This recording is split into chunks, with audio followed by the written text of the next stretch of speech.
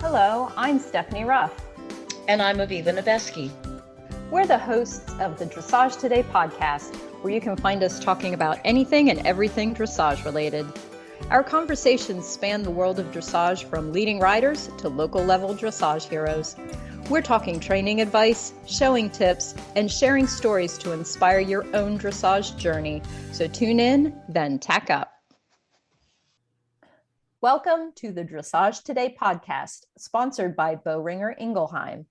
This episode features an interview with up-and-coming dressage star AnnA Buffini. But first, since we are at the end of the year, it's time to look forward to 2022. Personally, I am not one for making New Year's resolutions, but it's still always a good time to give some thought to goals for the new year. So Aviva, what do you have in mind for next year? Well, I'm not one who makes New Year's resolutions either.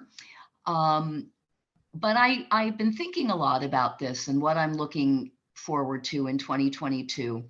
And this isn't exactly a goal like I'm going to get in the, I'm going to have a clinic with so-and-so, or I'm going to teach Leo a flying change. But this is more a goal of who I want to be. And I read an article recently about the pressures that we put on ourselves to be things. And I decided that my goal for 2022 is to take the pressure off and to look at my riding in a very different way than I have been for the past year or two or three or four. And to go back to looking at my riding as a place of joy and celebration and harmony with my horses.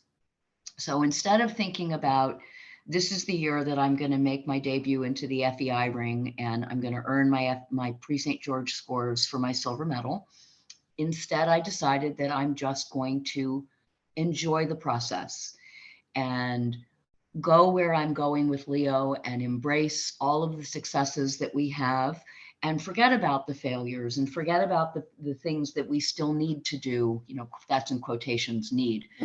And the same with Tiger, that, yeah, I did technically buy him to get my scores, but I'm really enjoying this process of watching this older horse blossom and having him blossom with me.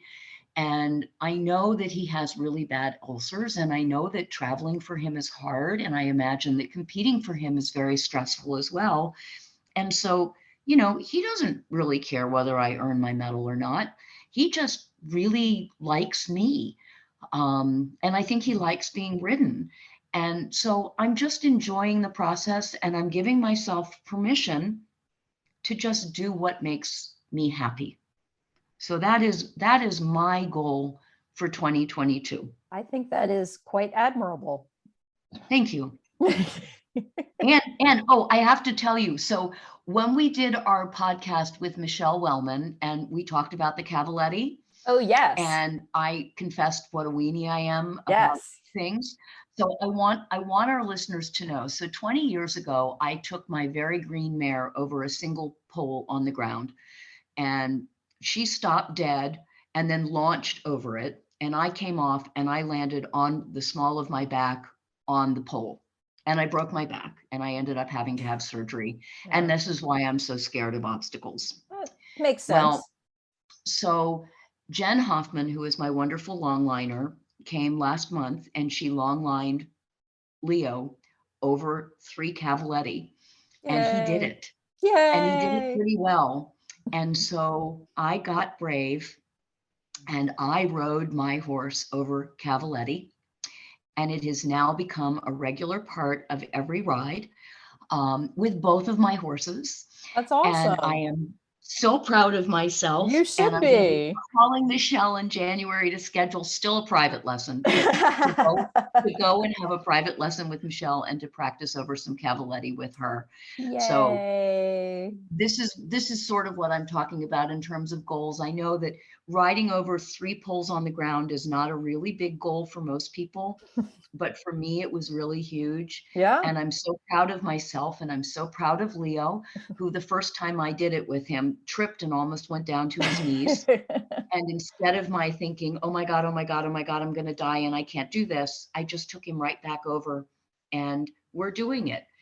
And I just can't even begin to tell you guys the joy Yeah. that this has brought to me. And it just reinforced to me that we're all on our own journeys. Yeah. And it's wonderful to have the sort of quote artificial goals of showing and competing and earning medals and earning ribbons and scores and all of that. But when it all comes back down to it, it's about little kids and their ponies and having fun. Right. And I want to be a little kid with her ponies again, Yeah. since I never got to do that when I was a kid. Well, there you go. That's true. That's true. You missed that whole phase. I did. So that's my long answer to my New Year's resolution. So what are you looking forward to in 2022? Okay, well, mine is a little bit oriented to what you're not going to do. So, but there's nothing wrong with that. I know. But something else we talked about in a previous podcast was when you and I discussed the L program, and I was going to say that you must have inspired a lot of people, because I was going to sign up for the L program that's coming to Ocala next year, but it's full and the wait list is full. So oh my God. Wow. I'm not doing that, which was a goal, but is still a goal, just will hopefully happen later. I mean, I tend to procrastinate things, so that's an indication that I should not procrastinate quite as much as I do. But but at any rate, for me to, like I said, it's still a goal, so I still want to go through that. But for me to be able to go through the entire L program and to try to become an L graduate, I still need third level scores. So I've decided that, poor Nadia, she doesn't necessarily know this yet, but we're going to doesn't need to know.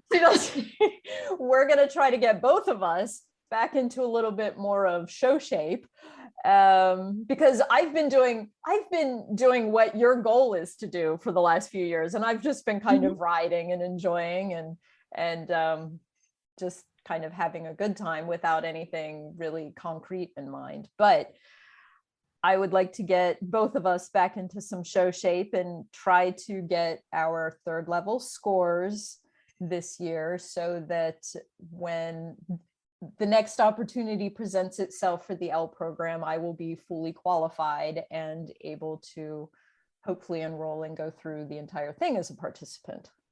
That is so exciting. Good for you. Those are great goals. Well, we'll see. Those are great goals. But like you, like you, I'm certainly not going to let that goal become kind of all encompassing. Like if it's not going to work with my horse, then, I'm not going to make it work with my horse. I will find another path to that. But hopefully she can work with me for a little while, and we can do something. And I don't have any aspirations of going to any big CDI or anything like that around here. I just, we'll just kind of see how it progresses.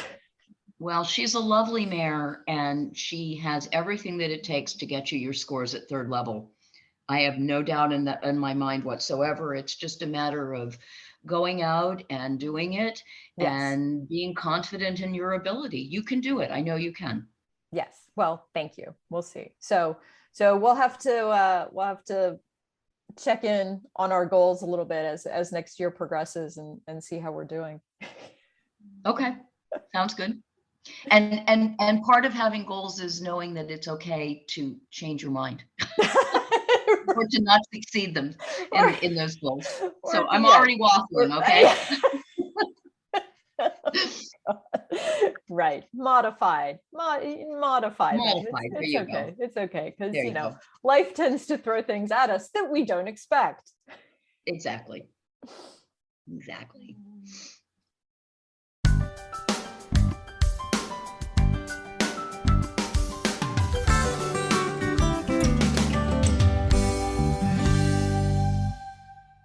This month's question for our Ask the L segment comes from Amy, and it's a bit of a two-part question for you.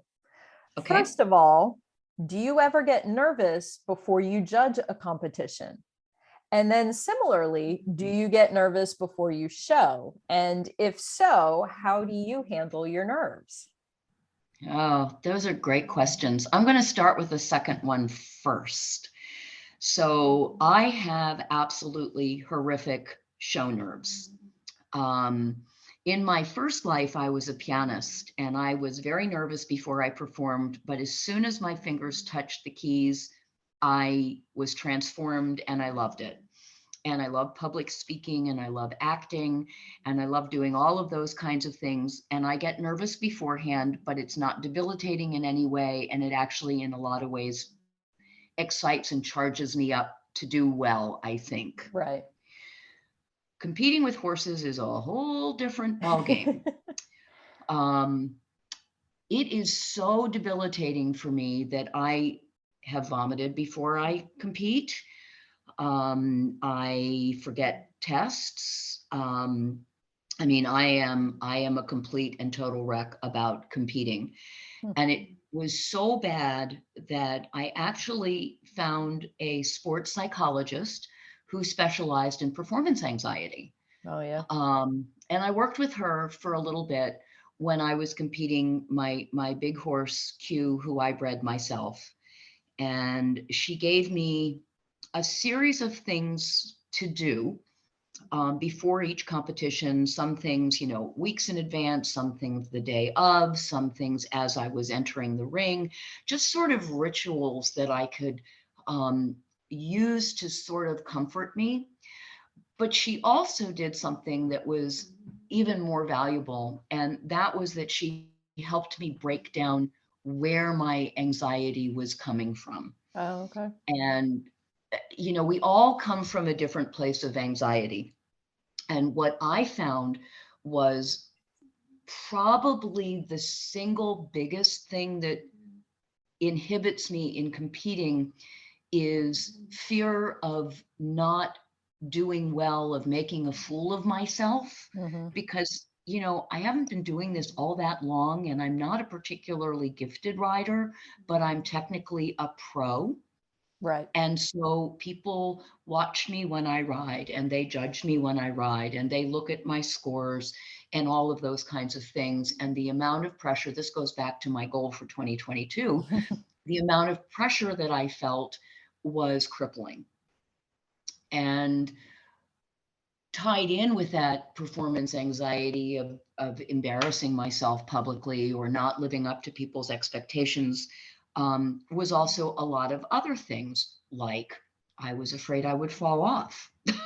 Right. And that's a very real fear for a lot of people. Yes. And, we don't take that really seriously. But I worry about my horse spooking and my falling off. And I worry about my horse bolting and my falling off. And so what I did with the sports psychologist was sort of pin down all of my fears and all of the things that got in the way of my showing, and then trying to come up with strategies to feel better about it. And, we each come up with a strategy that works individually for us. When I was younger and I had a private practice, one of the things that I did in my private practice was hypnotherapy. And when you hypnotize people for various behavioral changes, you work with what works for that individual. My suggestions for you for weight loss would not be the same as my suggestions for somebody else, right? Because the reason that you eat isn't the same reason that somebody else eats.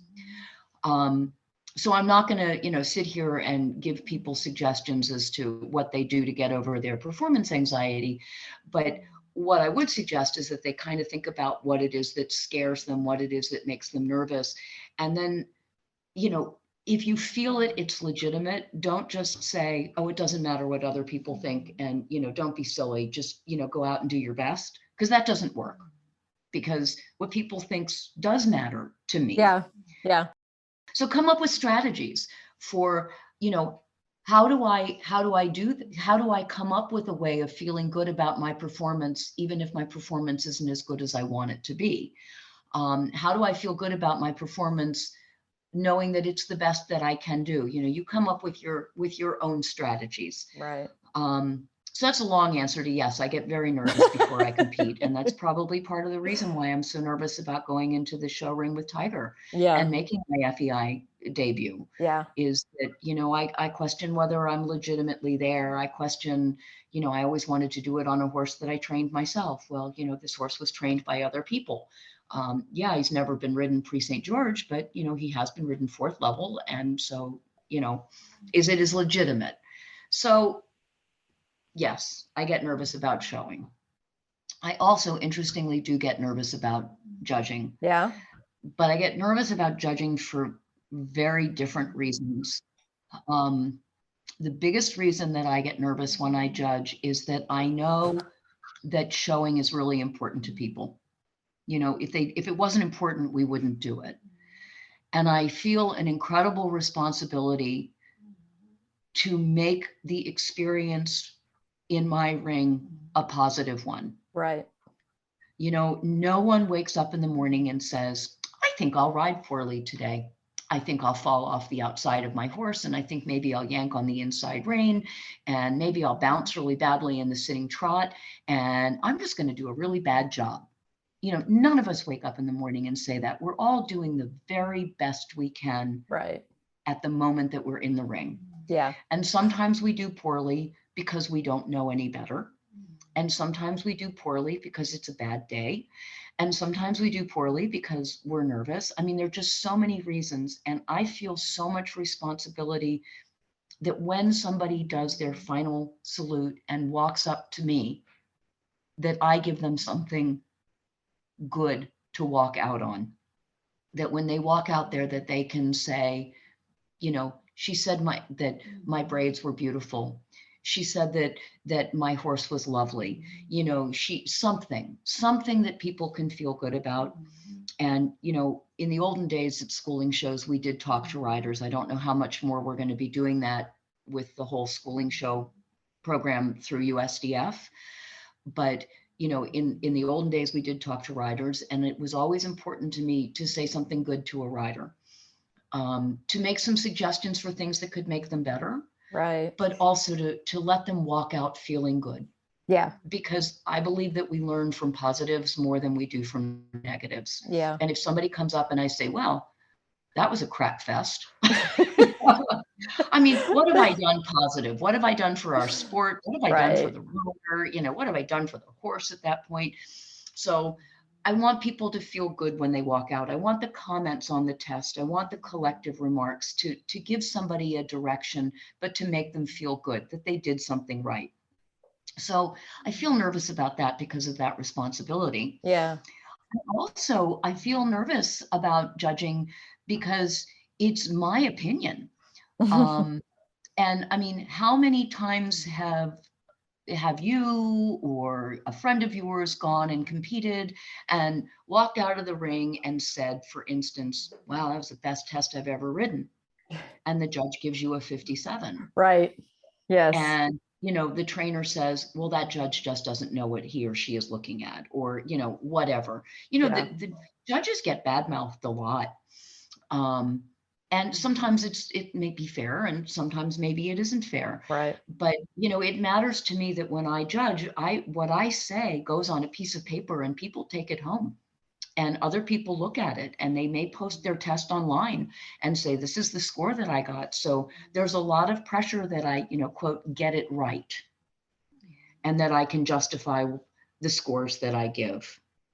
And then there's the pressure with schooling shows in particular. I know a lot of professional trainers and they bring their students to show and I'm judging them. I have judged my own trainer. You want to talk about pressure? Yeah. So Amy, I do get nervous. I will say that I am more confident in my judging skills than I am in my riding skills. I haven't felt the need to go to the psychologist to help me with my nerves for judging the way I did with my riding. But I think that anything that matters makes us nervous. Yeah. I mean, I get nervous before my lessons, and I love my trainer, and I've been with my trainer. I figured it out today. I've been riding with her for over 9 years now. We have a wonderful relationship that goes beyond just riding. We are friends as well. I know that she likes me. I know that she believes in me as a rider. I know that she wishes only good things for me. But I get nervous before my lessons. Yeah. My stomach gets upset and I get sweaty and I worry about what I'm going to wear. And because it matters, because I want her to be proud of me, because it matters. Right. So judging matters to me, and I want to be proud of myself at the end of the day. And competing matters because I want people to be able to look at my horses and say nice things. Yeah. Yeah. So yeah, I'm nervous. I have nerves. So the short answer is yes. Yes, I am nervous before I compete, and I am nervous before I judge. Yes. Well, I think you are in the boat of many people, most definitely. And so, and that's a question that we ask a lot of our big name, quote unquote, big name professionals, is if they get nervous and how they handle their nerves. And most of them have learned to turn that into what you were saying, like a positive energy, and to turn it to something good instead of something that completely throws you apart. Unnerves. Yes. Yeah, or unmans them. Yeah, but I think that, we get nervous because it matters. Yes. And it's a good thing, but as you said, the really good professionals have figured out how to take that anxiety and channel it into positive energy. Exactly. And desire for success. Yeah. I had a trainer many, many years ago who was getting ready to go to Devon for the first time ever. And I mean, Devon is a really big deal. And I said to her, "Are you nervous?" And she looked at me and she said, "No, I'm going to kick butt." Yeah. And my first thought was, I was a little taken aback at, the arrogance. And my second thought was, good for you, because that's how you channel the nerves. You use that anxiety to say, I have something to prove and I'm going to prove it. And she did. Yeah. I'm very proud to say that she did. So yeah. All right. Well, if any of you out there have a question about showing or judging, you can email me at sruff@equinenetwork.com or reach out to us on social media. And when we return, we'll have my conversation with AnnA Buffini. Boehringer Ingelheim's Equine Health's focus and passion is to improve the lives of horses. It's through heart-led science that we have developed the most advanced treatments in equine health.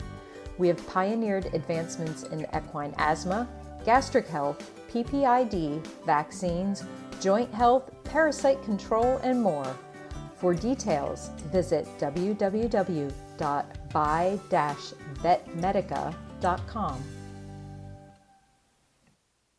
AnnA Buffini, who lives in San Diego, California, made a statement in dressage as a young rider.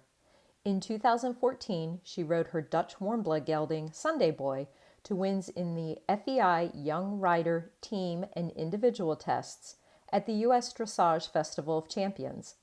That same year, they were members of the gold medal team at the North American Youth Championships. She placed first and second in the 2016 USEF Young Adult Brentina Cup Dressage National Championship with Sundayboy and Wilton II, respectively. At the 2019 USEF Festival of Champions, she came back with Wilton II to win the FEI Grand Prix Freestyle 16-25, en route to becoming Brentina Cup Reserve National Champion. The last 2 years, she's been competing at the Grand Prix level, including her first trip to Europe this past summer. Thank you, AnnA, so much for joining us today on the Dressage Today podcast. We are so happy that you could be here. Thank you so much for having me. I am just as happy that I get to be here. Well, so to kind of get started, could you give us a little bit about your background and how you got interested in horses and dressage? Yeah, absolutely. I started actually as a gymnast when I was 3 years old, 2 or 3 years old, and I was trying to become an elite gymnast and make US teams for that. And then when I was about 9, my body just broke down too much, and I was about 4'7", and my parents decided to pull me out of it. And thankfully, I grew. And I just always loved horses. None of my family has a background with horses or even animals at all, but I just loved them. I had the whole Breyer horse collection, and I had all the horse books and watched the Saddle Club and everything. And I finally broke my parents down, and they let me go to a horse farm. And it just happened to be a dressage barn. I had no idea what the disciplines were. I didn't know there were certain names for it. I just wanted to ride horses, and it just happened to be dressage. And that's how I got into it. And then I just fell in love with it, and I never stopped. Wow. So that's kind of my start. Wow. Okay. So who were the mentors or people who have influenced your riding so far? Yeah, I mean, my biggest mentor is Gunter Seidel, my trainer, who I train with now. He honestly, besides my parents, is probably the biggest influence in my life. He has taught me so much about how to be a rider, but also just his example of being a rider and a horseman and just a human has changed my life and saved my life in many ways. Yeah. Actually, more than he'll ever know. And everything anybody ever sees me do on a horse, I owe completely to him. Your training philosophy probably comes a bit from his training philosophy, doesn't it? Yeah, it definitely does. And his training philosophy comes from, the old classical greats. So he was trained by Klaus Balkenhol, and, all the just very, very classical, very kind of simple, the philosophy behind how we train. But in the end, it's you put the horse first and you do what's best for them, and you go from there. Yeah. So when you are working with your horses and stuff, is there a favorite exercise or a type of work that you think is important or that you really enjoy, or that you think has really made a difference with your horses? Yeah. For me, I think just you can never do too many transitions, honestly. I think I've heard that big one twice in my life. Yeah, I feel like everyone's heard this one. For me also, I think every horse really, you have to figure out what they need the most of. There's so many foundational things though you can work on with every single horse, no matter what level, and just straightness and suppleness. But yeah, transitions I absolutely love.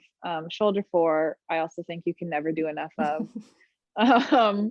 Circles, leg yields, just getting them to be supple and round and forward, and just always making sure that foundation is solid, because if it's not, when you start to put in more movements, you're going to find holes. So just making the basics so solid. Yeah. And that's, and like you said, that the basics shine through no matter how far you go. Exactly. I don't remember who said it, but I know I've read a quote somewhere about somebody said, that the upper level riders work on the basics more than anything else, really. Yes, 100%. Like when I ride especially Diva, because she knows the whole Grand Prix, 90% of my lessons are basics. Yeah. We maybe do one of each movement every other ride or something. But I mean, it is just, you would think I was on a training level horse in a Grand Prix frame, basically. Right. Or just very simple, very straightforward, like filling in all the holes. And then you notice so much when you work on that. You put the piaffe together, you do the half passes, and it comes so much easier. So it really makes a huge difference. And I know it can be monotonous and tedious, but what's not tedious and monotonous is having a good ride and getting a good score. So it's worth it in the end. That's not tedious at all, is it? No. Exactly. So you just have to remember your end goal and know that when you're maybe a little bored of doing another 20-meter circle and working on inside leg and outside rein and wanting to like your eyes roll in the back of your head, that there's an end game, Right. Yep.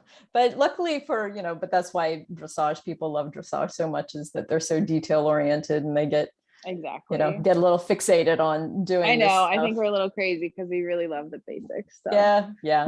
But, that's okay. We all have to be a little crazy in our own special way. We right? really do. Honestly, I've never met a normal horse person. Let's be real. Yeah, exactly. None of us are normal. So it's okay.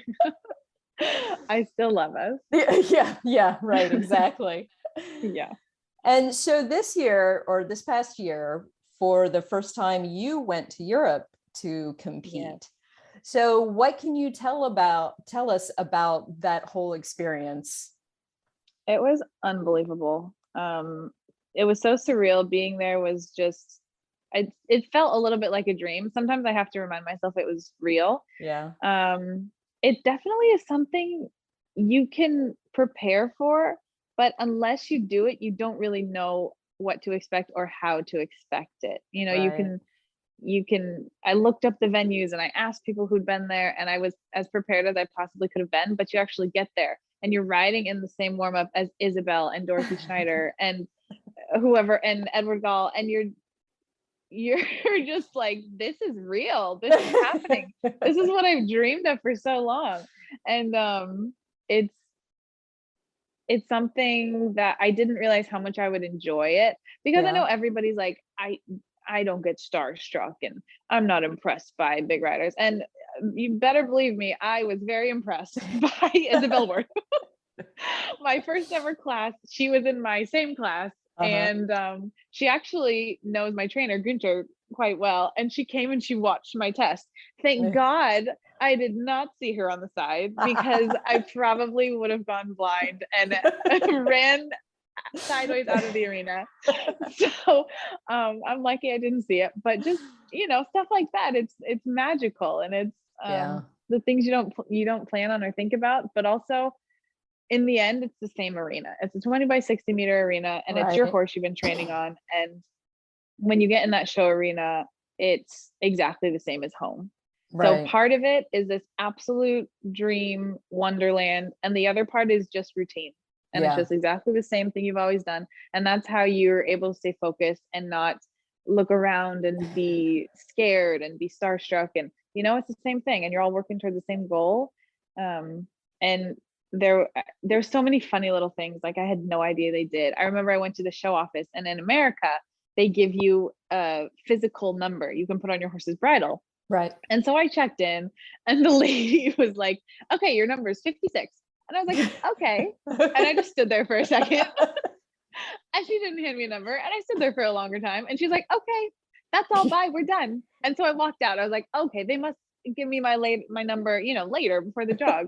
And so I'm like walking around. Nobody else has their physical numbers in the show office. And I am just like, the jog is coming. And I'm like, oh my gosh, I don't have a number. What is going on? I'm freaking out. I'm like, am I going to get eliminated? What is happening? And then I go to Günther and Katie, who was on the team with me. And they're like, yeah, they don't do that here. You have to bring your own number and put it on your horse. And so just things like that, I thought were so funny, that I just was clueless about. And they do things different there. And those are the funny little stories you learn. And then also, it's at the same time, it's very hard. If you have a bad show here in San Diego in my backyard, it's not as bad. If I have a bad show there, it's devastating. And when I was in Aachen, we had a really hard first day. Günther wasn't able to come, and to not have your coach, and it was totally fair to him. He's competing himself, so it's only fair. He stays with his Grand Prix mare and shows her. He had to show her in thermal, I think. But to not have your coach at the biggest show of your life, and for your ride to be different than normal. The first day we were last place in Aachen, and it was devastating. Not just because I got last place. It wasn't so much that. It was just like, that wasn't our ride. That wasn't who we are. That's not how I wanted to represent the US. And then the second day, I called Günther. We made a plan, and it was exactly like what we would normally do. I was just back to how I ride Diva, and I was back to our game plan. And then she almost got third. And it was great to go from last place to third place, and we were first in the draw as well. So I was going in there, I was like, I'm going to put down the best test I can, but obviously the first rider, especially at a show in Aachen, is not going to hold up. And the whole entire first half of the class went, and we were still in first place. Like, I remember sitting there with my mom and my best friend Gina, who flew all the way there to be there for me. And we were sitting at the scoreboard. I have goosebumps right now. And halfway through the break, I was at the top of the board. I couldn't believe it. I was just like, this is a dream. This is unreal. And then rides kept going, and I was still in first. And then my friend, what is her name? The Australian rider. I am blanking right now, but she's an amazing Australian rider from who used to ride for Helgestrand. And then she got on her horse and she like beat me out by 1 point, but I was like super happy for her because she had a tough time in the Olympics and she needed a good ride. And then someone went who was like a German, I think the German gold medalist who was last, and she won, and then the very last rider to go is a Spanish rider, and we were sitting there in the stall just thinking and just waiting, and they were like, do you want to, because you have to do the prize giving in the big jumper arena, so they were like, do you want a practice horse to go, and so you don't have to waste Diva's legs and she doesn't freak out and she gets hurt. And I was like, yeah, if I get third, I'll sit on a practice horse or like, someone's extra horse. Right. But just to be in that position was unbelievable. I remember when I was even realized I was top 8, I ran back to the stall to tell my groom, Alex, we had to braid her. And I remember he like went out to get lunch because none of us thought I would like run up. Okay, we're done. We're done for the day. Yeah, that was one of my favorite memories. I was like, hey, come back. We got a braider. I'm top 8. And then I was top 7th, and then top 6th, and top 5th, and top 4th. And then until the last guy went, he beat me out by like half a point or something. And I was on just absolute cloud 9. But I think also those are the stories you don't hear, and those are the stories people don't want to share. Like, I don't really want to broadcast that I was last place the first day, but everybody selected me to go and to be on this team. And I don't want to let my team down. And I'm telling everybody I was dead last. But then it was a really very sweet, but also like powerful, redemption story that we were able to just I was able to have my own ride that I usually have with Diva. And I was like, girl, we got nothing to lose, first of all. Ain't nobody watching us. Nowhere to go but up. Nobody's threatened by us right now. And we just went out there and we did our ride, and everything clicked. And I even made a few dumb mistakes. So it was cool to see that a ride like with mistakes got 4th place, and we could have, if I didn't make those mistakes, we would have been in 3rd. So that was really incredible to realize. But it was it's also something I want people to hear, and I want people to know. You're on cloud 9, and you can be devastated at the same time, and it's heartbreaking and it's hard. And it's not just like this fairy tale story where it's like, oh, you get there and you think you're going to be happy and you think you've made it. And it's almost the opposite. You're almost less happy because of the pressure you're under. You're almost everything's harder. There's more eyes, there's more spotlight. So it's an absolute dream, but it's also very, very hard at the same time. Yeah. Well, so besides learning that you don't get a physical number in Europe, what other lessons did you learn that you can take, into your upcoming season in Wellington? Oh, so many. Trying to think back. I think again, like just really focusing on you and your horse and not letting things distract you is huge, and sticking to your game plan and not letting anyone or anything or what people say about you distract you as well. Because I'm a big like words of affirmation person, so I love giving them. And when people say a lot of stuff about me, it definitely, I don't appreciate it. And I remember when I got Fiantini, the amount of crying emojis I saw on those posts all over the world was overwhelming. I ended up shutting off Facebook and I was like, first of all, I don't need to see how many people in the world are watching this horse because I did not realize.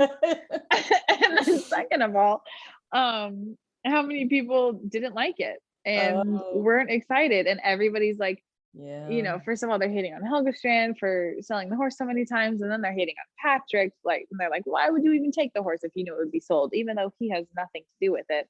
And then they're like, who is this horse going to? They're like, who is this child? That nobody knows. And so, there's a lot of that now, especially with social media. And then I saw Charlie Desjardins sold her horse Pumpkin. And she got more hate than anybody, and it's just like, first of all, people need to mind their own business.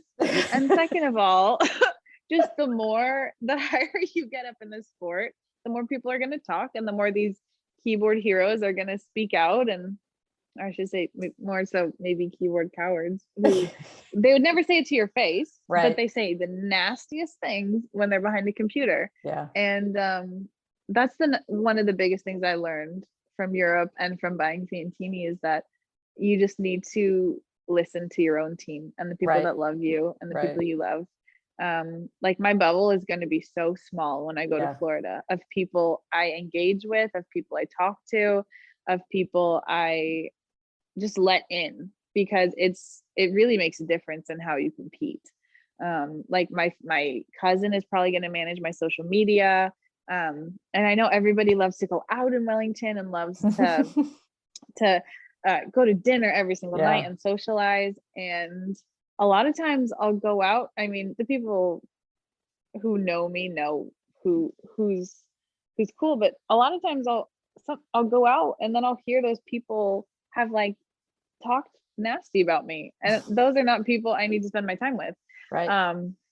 So I'm just really keeping myself focused and keeping my world small, because my horses have worked too hard for me to be distracted, and they deserve to have the best version of me that I can possibly be.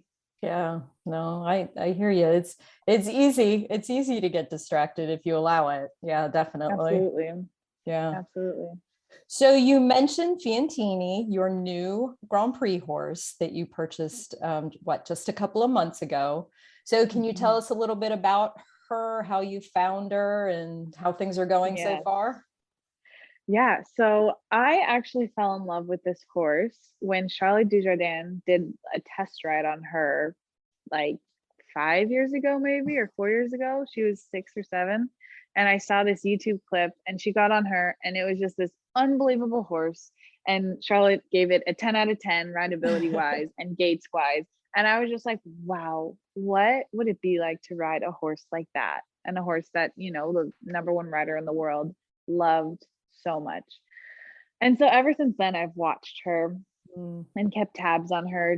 I was just such a fan of this horse. And I saw her in Aachen. I've been looking for a horse all year long because I've actually lost 3 horses in the past 11 months. It's been a wild year. My best horse, Don Diego, like absolutely unbelievable. One of the best horses I will ever ride in my life. He got sold to us and he had an injury we didn't know about. And it ended up he couldn't actually walk. I was going to retire him in a field and he couldn't even stand anymore. Wow. So after we lost him, we went on the hunt for another horse. And I have tried maybe 53 Grand Prix horses this year. We've tried a lot and we've gone all over the world and just nothing was what I was looking for. And fair enough, everybody's going to show me their B horse. They're not showing me their A horse. And I said, well, who sells their best horses is Helgestrand. So I called him up and he said, we have this, and this horse. And I said, oh no, Gunther ended up calling him. And Gunther said, where's Fiantini? That's the one we want to try. So you pulled all the strings you could, didn't you? We sure did. And he said, okay. I had to fly home because she was resting from Aachen. And then I had to fly all the way back about 2 weeks later. And I remember, I think it took me about 2 steps to know that was her. Yeah. I was like, this is it. We found it. I fell in love. She was just incredible. She wasn't easy. It wasn't because she's easy I got her. It was just because of the potential you can feel and the greatness that's inside of her. I think any Grand Prix horse at that level is not going to be easy.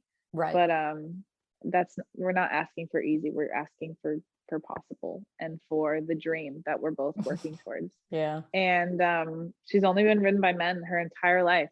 So she's definitely learning how to be ridden by a girl. And thankfully she's got a big old strong girl on her who works out a lot. But she's definitely enjoying the life of being ridden by a girl with, I mean, my heels go down to Patrick Kittle's knees, I think. Right. So I remember when she still does it sometimes. When I first started riding her, she would shake her sides like flies were on her. She thought my legs were flies, literally.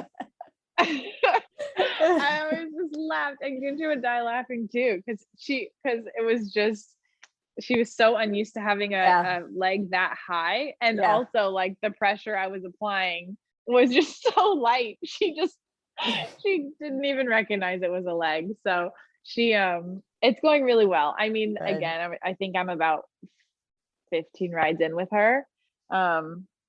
And so there's a long way to go. It really takes about a year to get used to a horse. So I honestly do not know what I'm doing next year. I know a lot of publications have come out and said what I'm doing, but that is not from my mouth. So I am just going to train, and we're going to do the absolute best we can to take care of her, and do whatever shows we're ready for. So but she is going to Wellington, so that's my number one goal right now, is to compete in Wellington and then go from there. But I think as soon as you start assuming what you can do and what shows you're going to compete at is when you is not right. Especially, it's my second Grand Prix year ever. I just got this horse. I'm not about to say I'm going to this show and this show. I have no idea what I'm going to do, and I know, especially because I just did this with Diva last year. Yeah. And you have a good show, you blow it the next show. You have a good show, you blow it the next show. And it really is because you and the horse don't know each other very well yet. It's unfair and it's unpractical to think you can go out there and just blow it out of the water every single show. Right. So I need to, aim high, set a very high bar, but also be realistic and take time with her. So how old is she? Take care of her. She's 11. Okay. All right. Yeah, she's a really good age. Yeah. That's an excellent age. So well, but that's exciting. And you're taking Diva to Wellington as well, right? Yes, I am. Yeah. I'm very excited. Yeah. So this would be, like you said, last year was actually just your first year showing Grand Prix with her. So, so now you have a whole year of showing under your belt with her, including Europe. So are you feeling, confident with her coming into? Yeah. Funny enough, I don't feel as confident as I thought I would. Oh, yeah. I think dressage has a way of just humbling you to the absolute bones, which is good. There's no room for cockiness anyways.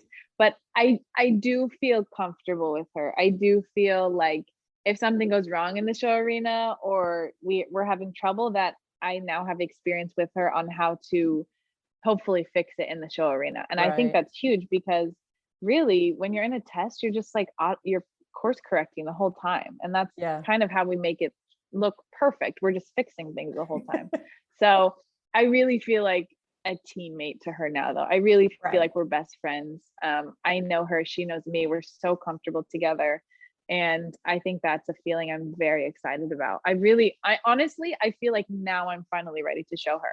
Like I have no idea how I just did this year, and when I look back, I'm like, was I crazy? Right. Like, yeah, 10, 20 years from now, you'll look back on it and really think you're crazy, probably. I think so too. I was like, we didn't Rotterdam. Who chose that? Whose idea was this? Yeah. But I mean, I'm so grateful for it. And, thankfully USEF was, for some of the selections, they were really thinking about the future and getting us experience as well. And Right. I think it paid off so much, because now that I have Fiantini, it won't be if I ever make Europe, it Yeah. won't be my first European season. Right. So I can see really the thought process and the wisdom behind the decision they made, because now hopefully, you know, it's going to take time, but we'll be a force for the US, and Right. we can help represent them very well, and they helped give us the experience we needed this year. Yeah. Yeah. Yeah. So yeah, I guess the word is you're comfortable, not necessarily confident. You're comfortable. Yes, I am comfortable, and I'm working on being confident, because it's I think we all of us riders do need to work on confidence a bit, not cockiness, but confidence, Right. because we work hard, and Yeah. we should feel a little better. And I think a lot of it, especially the younger riders, I feel like the sport is so mature, and Yeah. we're competing against people twice as old as we are, and there's definitely a balance of respect for the sport and the people, but also not making ourselves smaller just because we're younger. You know, Right. there's a old saying that says, don't let them despise you because of your youth. And it means that you shouldn't shrink back because you're younger. You shouldn't have less confidence because you're younger. You've put in the work, you've put in the hours, Yeah. and yes, they have more experience and more hours, but you shouldn't be insecure about what you're going to do. So I think that's something I'm definitely gonna work on this season. Well, it's kind of interesting because, you know, equestrian sports across the board are one of the only sports where the older people a lot of times actually, will have that upper echelon. Instead of so many sports, it's the young people that, you know, kind of but equestrian sports is the ultimate equalizer in a way, you know, age range, and as well as men and women competing, you know, equally and everything. So 100%. It's very different. Yeah, it is. And so that's kind of interesting. And but you're right. Yeah. It's you're right that the perception of youth is that, you don't have the experience, so you're not there yet, but you have And then I'm obviously like, worked very hard as well. Yeah, and like you see Lottie Fry out there doing it, and you see Charlotte Dujardin was 26 when she won Olympic gold. Yeah. You know, and they have this tiger mentality that you know, you see them and you're like, okay, I'm not getting in their way. And so you know, without being cocky and without being prideful, I also want to step into the show arena with that. So the last question that I have for you is one that we like to ask everyone just to get their perception or their perspective, I guess I should say. And that is, what do you think makes a good horse person? I think, like my trainer again, I think in the end, it's all about the horse. It's putting the horse first. It's learning about your horse, knowing what they need, what makes them happy, what makes them upset. Everything you do is the horse's thought of first, in riding, in training, in handling, in transport, in food. Every single thing is catered towards the horse, and you can't let your dreams outwork the horse. You can't let them be bigger than what your horse can do or what your horse is capable of in the moment necessarily. And you don't let your dreams get in the way of your horsemanship. So like if your horse is not feeling it, you scratch the class, or you know, things like that. Like Sundayboy in 2014, in Young Riders, he wasn't feeling well, and we were like one of the favorites to place, and we were able to thankfully help our team win gold, but he just wasn't doing well. So we pulled out of the class, and that was my last year of Young Riders. So we never got to find out how it would have gone. But that would be the example that I've lived out about putting your horse first. Okay. Well, It has been an absolute pleasure chatting with you today. And I just want to thank you for taking some time to talk to us about your horses and what's coming up for you. And we look forward to seeing what happens. Thank you so much for talking to me. I always feel like the older I get, the more kind of real I get. So it's interesting to almost hear myself. And I'm like, wow, Anna, that was real. You wouldn't have said that 3 years ago. Right. But it's good. It's good. We need to have a voice and we need to be able to be real, because I think a lot of it is about, trying to make yourself look perfect. And that's not life. And that's not going to encourage anybody. People need to see the highs and the lows. And it's got to be real. Well, hopefully you'll have some highs to balance out the inevitable lows that hit all of us from time to time. Thank you so much. Absolutely. Thank you. Thank you. Thank you again to AnnA Buffini for joining us today, and also to our episode sponsor, Boehringer Ingelheim. With this being our last podcast of the year, on behalf of Aviva Nebeski and myself, I want to wish everyone a very happy new year, and we'll see you in 2022.